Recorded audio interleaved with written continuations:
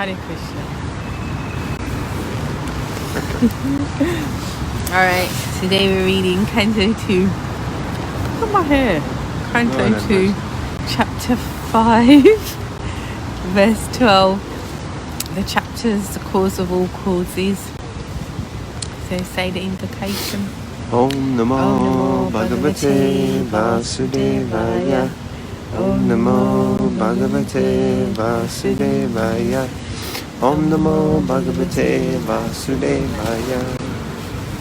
Right, verse 12. I offer my obeisances and meditate upon Lord Krishna, Vasudeva, the personality of Godhead, whose invincible potency influences them, the less intelligent class of men, to call me the Supreme Controller.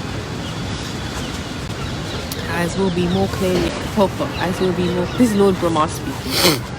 As will be more clearly explained in the next verse, the illusory potency of the Lord bewilders the less intelligent to accept Brahmaji, or for that matter any other person, as the Supreme Lord. Brahmaji, however, refuses to be called this. He directly offers his respectful obeisances unto Lord Vasudeva or Sri Krishna, the personality of Godhead, as he has already offered the same respects to him in the Brahma Samhita 5.1. Ishvara Parama Krishna Sachir Ananda Vigraha Anadir Adir Govinda Sarvakarana Karana. The Supreme Lord is the personality of Godhead Sri Krishna, a primeval Lord in his transcendental body, the ultimate cause of all causes. I worship that primeval Lord Govinda. Brahmaji is conscious of his actual position, and he knows how less intelligent persons, bewildered by the illusory energy of the Lord, whimsically accept anyone and everyone as God. A responsible personality like Brahmaji refuses to be addressed as the Supreme Lord by his disciples or subordinates, but foolish persons, praised by men of the nature of dogs, hogs, camels, and asses, feel flattered to be addressed as the Supreme Lord. Why such persons take pleasure in being addressed as God, or why such persons are addressed as God by foolish admirers, is explained in the following verse. Text 13. The illusory energy of the Lord cannot take precedence, being ashamed of her position, but those who are bewildered by her always talk nonsense, being absorbed in thoughts of it is I and it is mine.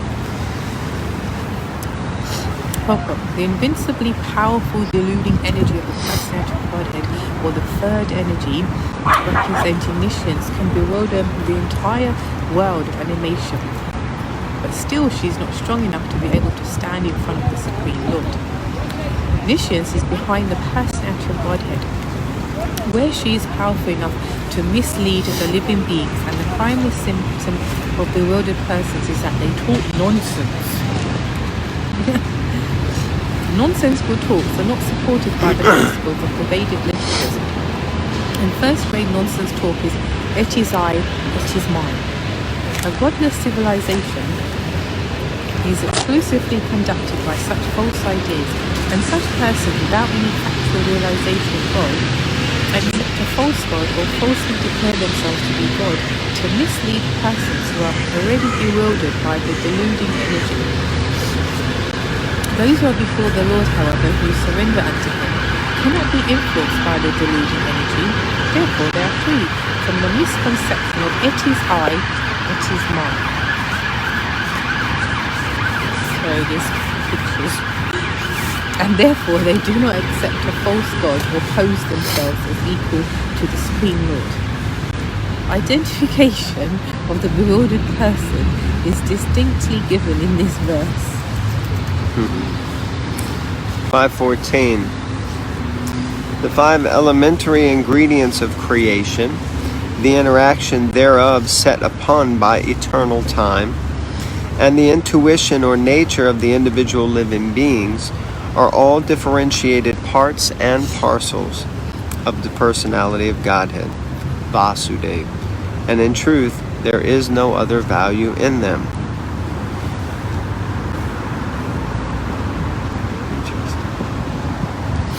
Purport.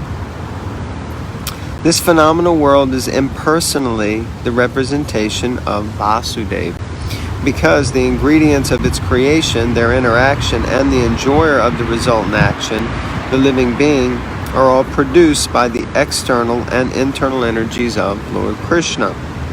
This is confirmed in Bhagavad Gita 7:4 through 5.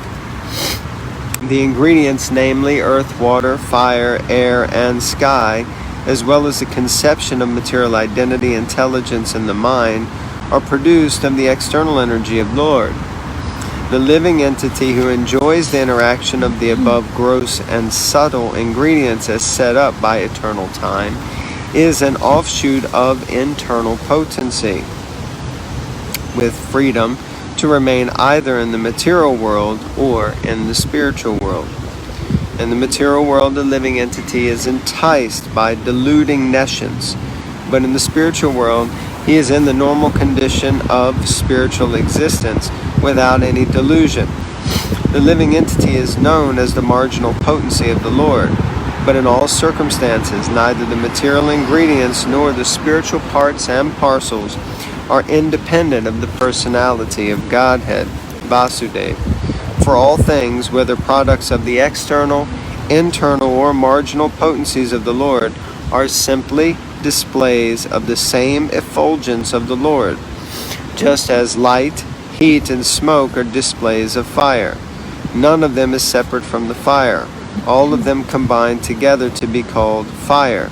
Similarly, all phenomenal manifestations, as well as the effulgence of the body of Vasudeva, are his impersonal features, whereas he eternally exists in his transcendental form called Satchit Ananda Vigraha, distinct from all conceptions of the material ingredients mentioned above. Text 15. The Vedic literatures are made by and are meant for the Supreme Lord. The demigods are also meant for serving the Lord as parts of his body. The different planets are also meant for the sake of the Lord, and different sacrifices are performed just to please him. Oh God. According to the Vedanta Sutras, Sastra Yonitva, the Supreme Lord is the author of all revealed scriptures, and all revealed scriptures are for knowing the Supreme Lord. Veda means knowledge that leads to the Lord. The Vedas are made just to revive the forgotten consciousness of the conditioned souls. And any literature not meant for reviving God consciousness is rejected at once by the Narayan Para devotees. Such deluding books of knowledge, not having Narayan as their aim, are not at all knowledge, but are the playgrounds for crows who are interested in the rejected refuse of the world. Any book of knowledge, science, or art must lead to the knowledge of Narayan, otherwise it must be rejected. That is the way of advancement of knowledge. The supreme worshipful deity is Narayan. The demigods are recommended secondarily for worship in relation to Narayan, because the demigods are assisting hands in the management of the universal affairs. As the officers of a kingdom are respected due to their relation to the king, the demigods are worshipped due to their relation to the Lord. Without the Lord's relation, worship of the demigods is unauthorized and vivi purvata. Just as it is improper to water the leaves and branches of a tree without watering its root. Therefore, the demigods are also dependent on Narayan. Narayan.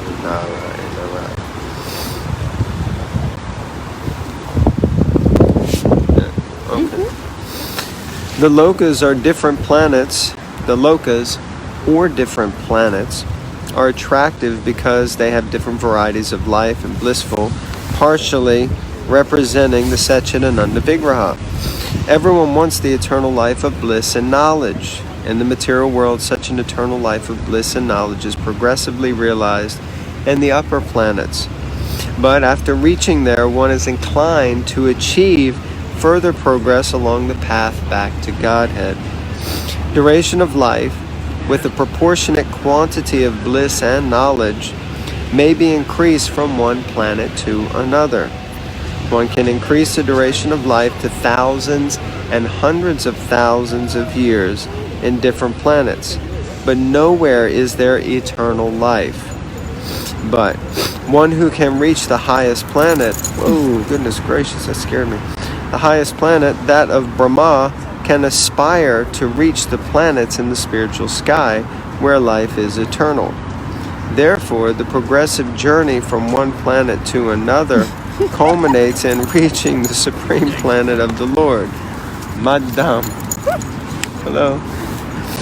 Madam. Where life is eternal and full of bliss and knowledge. All different kinds of sacrifice are performed just to satisfy Lord Narayan, with a view to reach him. And the best sacrifice recommended in this age of Kali is Sankirtan Yajna, the mainstay of the devotional service of a Narayana Pariah devotee. Text 16. All different kinds of meditation or mysticism are means for realizing Narayan. All austerities are aimed at achieving Narayan. Cultural transcendental knowledge is for getting a glimpse of Narayan, and ultimately salvation is entering the kingdom of Narayan. In meditation, there are two systems of yoga, namely Ashtanga Yoga and Sankhya Yoga. Ashtanga Yoga is practiced in concentrating the mind, releasing oneself from all engagements by the regulative processes of meditation, concentration, sitting postures, blocking the movements of the internal circulation of air, etc. Sankhya Yoga is meant to distinguish the truth from ephemerals. Ephemerals. Oh, ephemerals, yeah. But ultimately, both systems are meant for realizing the impersonal Brahman, which is but a partial representation of Narayan, the personality of Godhead. As we have explained before, the impersonal Brahman effulgence is only a part of the personality of Godhead. Impersonal Brahman is situated on the person of the Supreme Personality of Godhead, and as such, Brahman is glorification of the personality of Godhead. This is confirmed both in the Bhagavad Gita and in the Matsya Purana. Gati refers to the ultimate destination, or the last word in liberation. Oneness with the impersonal Brahma Jyoti is not ultimate liberation. Superior to that is the sublime association of the personality of Godhead in one of the innumerable spiritual planets in the Vaikuntha sky. Therefore, the conclusion is that Narayan, or the personality of Godhead, is the ultimate destination for all kinds of yoga systems, as well as all kinds of liberation.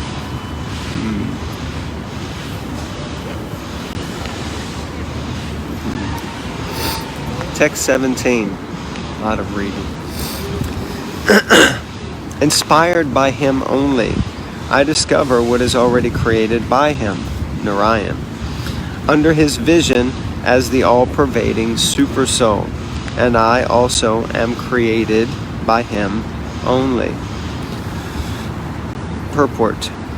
Even Brahma, the creator of the universe, admits that he is not the actual creator, but is simply inspired by the Lord Narayan, and therefore creates under his superintendence those things already created by him, the supersoul of all living entities.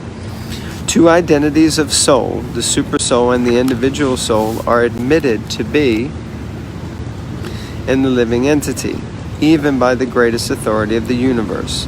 The supersoul is the Supreme Lord, the personality of Godhead, whereas the individual soul is the eternal servitor of the Lord. The Lord inspires the individual soul to create what is already created by the Lord, and by the goodwill of the Lord, a discoverer of something in the world is accredited as the discoverer.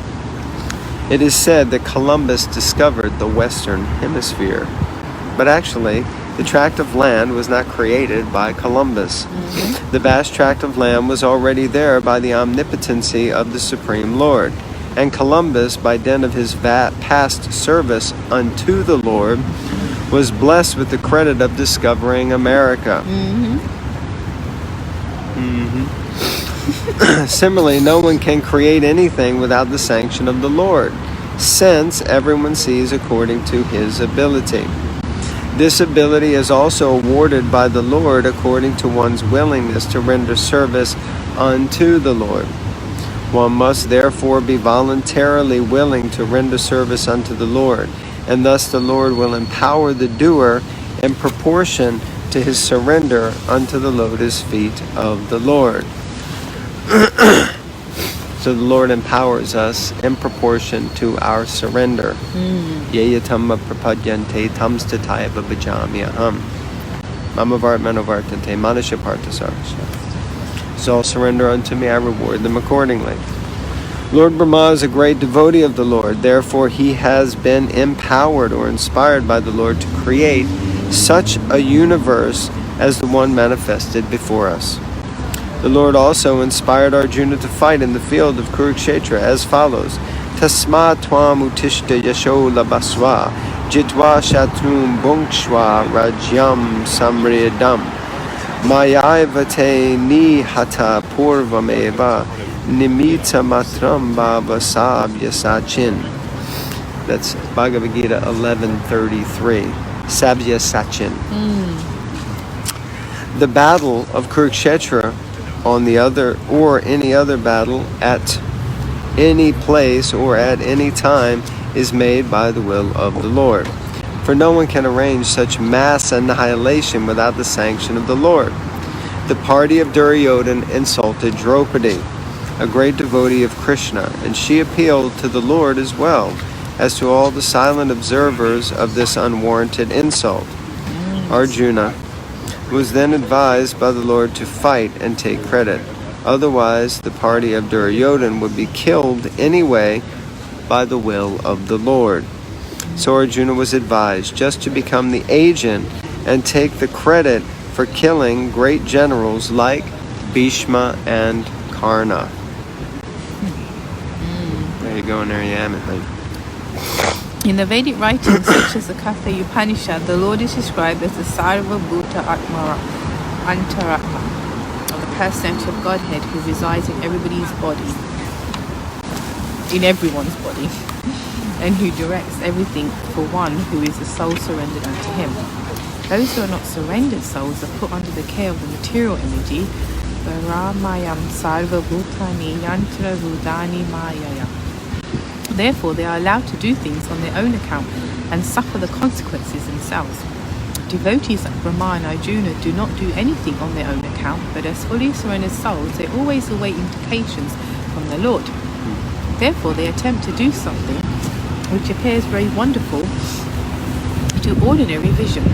One of the Lord's name is Urukrama, or one whose actions are very wonderful and are beyond the imagination of the living being. So the actions of his devotees sometimes appear very wonderful due to the direction of the Lord. Beginning from Brahma, the topmost intelligent living entity within the universe, down to the smallest ant, every living entity's intelligence is overseen by the Lord in his transcendental position as the witness of all actions. The subtle presence of the Lord is felt by the intelligent man who can study the psychic effects of thinking, feeling, and willing. Interesting, very interesting. Text 18.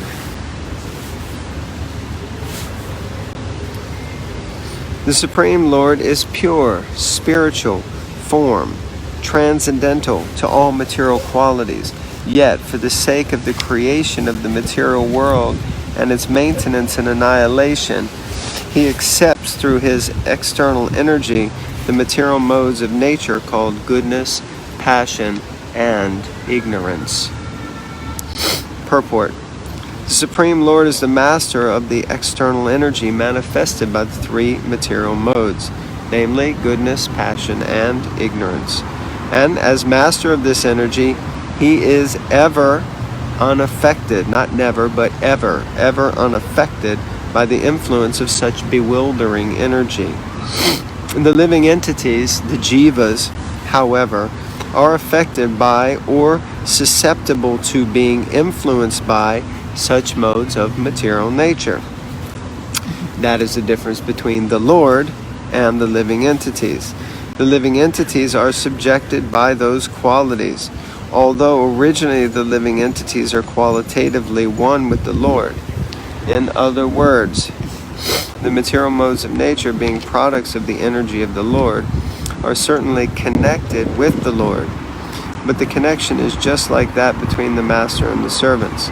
The Supreme Lord is the controller of the material energy, whereas the living entities who are entangled in the material world are neither masters nor controllers. Rather, they become subordinate to or controlled by such energy. Factually, the Lord is eternally manifested by his internal potency or spiritual energy, just like the sun and its rays in the clear sky. But at times he creates the material energy, as the sun creates a cloud in the clear sky.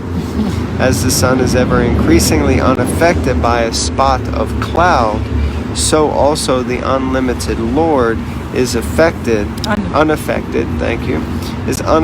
by the spot of material energy manifested at times in the unlimited span of the Lord's rays of Brahmajyoti.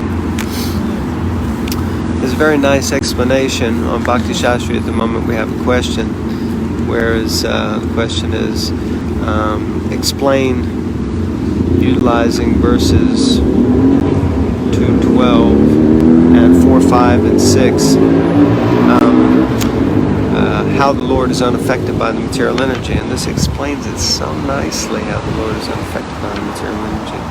So just as the sun is unaffected by a spot of cloud that it creates, because basically clouds are created by the sun because they evaporate water. So like that, but then the sun's not affected by some little cloud, although we may see that the sun is obscured by the cloud, but actually the sun is unaffected. The sun's just like, whatever.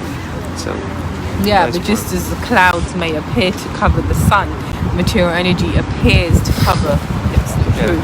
And it does cover, in a sense, it covers your knowledge, so it covers the illusion. We're covered, but the Lord's not covered. Nice analogy, actually. That's great. Alright, text 19. These three modes of material nature, being further manifested as matter, knowledge, and activities, put the eternally transcendental living entities under conditions of cause and effect and make him responsible for such activities. Helper.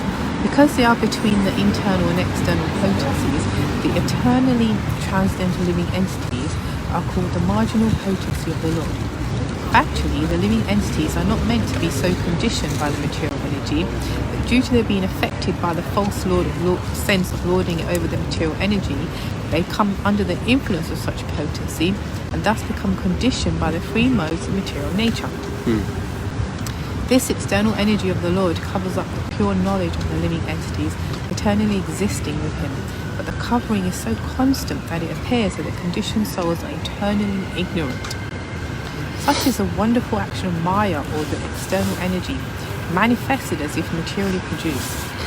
By the covering power of the material energy, the material scientists cannot look beyond the material causes, but factually, behind the material manifestations, there are Adibhuta, Adiyatma, and Adidaiva actions, which the conditioned soul, in the mode of ignorance, cannot see. The Adibhuta manifestation entails repetitions of births and deaths with old age and diseases. The Adiyatma manifestation conditions the spirit soul, and the Adidaiva manifestations is the controlling system. These are the material manifestations of cause and effect, and the sense of responsibility of the conditioned actors. They are, after all, manifestations of the conditioned state, and the human being's freedom from such a conditioned state is the highest perfectional attainment.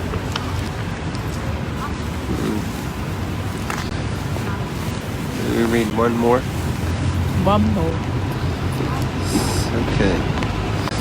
So text 20, 520. 1-5-20.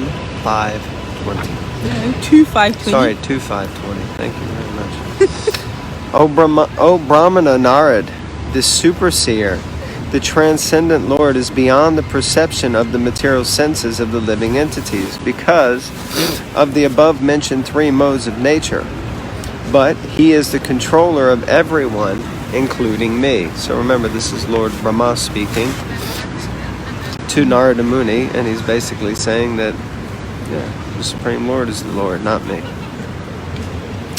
In Bhagavad Gita 7:24-25, the Lord has declared very clearly that the impersonalist who gives more importance to the transcendental rays of the Lord as Brahmajyoti and who concludes that the absolute truth is ultimately impersonal and only manifests a form at a time of necessity is less intelligent than the personalist. However much the impersonalist may be engaged in studying the Vedanta. So, the fact is that such impersonalists are covered by the above-mentioned three modes of material nature. Therefore, they are unable to approach the transcendental personality of the Lord. The Lord is not approachable by everyone because he is curtained by his yoga maya potency.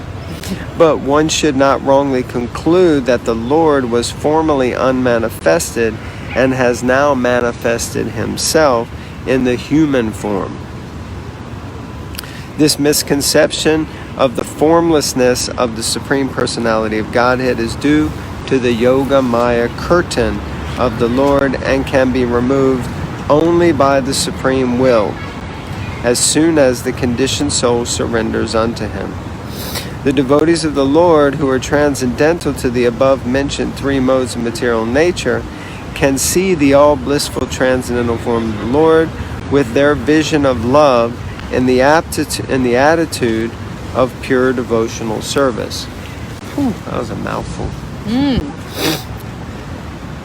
The devotees of the Lord, who are transcendental to the above-mentioned three modes of material nature, can see the all-blissful transcendental form of the Lord with their vision of love in the attitude of pure devotional service.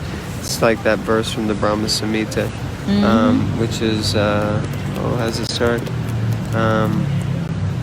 Premanjala Charita Bhakti Balochanena. That one can see the Lord with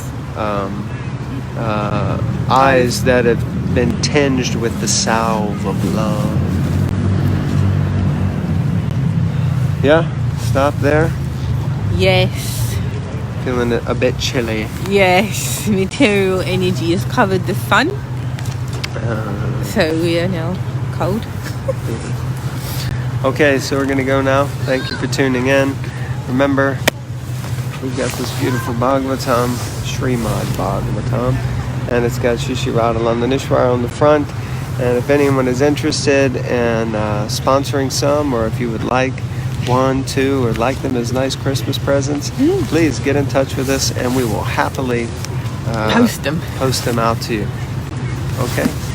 Thank you very much. Grant Raj Srimad Bhagavatam Ki Jai.